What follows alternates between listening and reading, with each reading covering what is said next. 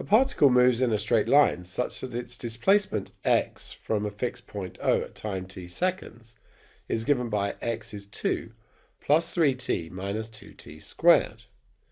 We want to find the distance of p from O when t is 0, the distance of p from O when t is 2, the initial velocity of p, and the acceleration when t is 1. So for part A, that's quite simply just substitute t equals 0. And so x of 0 is 2 meters.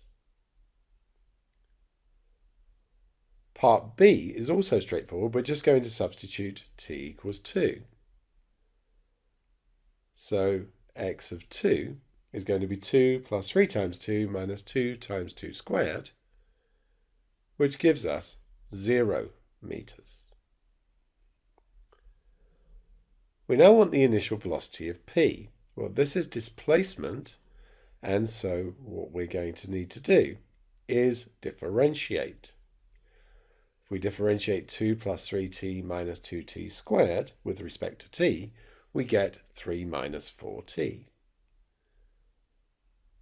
The initial means that t is 0, so that's going to be 3 minus 4 times 0, which is 3 meters per second. Finally, we want the acceleration when t is equal to 1, so we need to differentiate again, and we're differentiating the velocity this time. And so if we differentiate that, we just get negative 4 meters per second squared. So this is a constant acceleration, and therefore it's independent of time.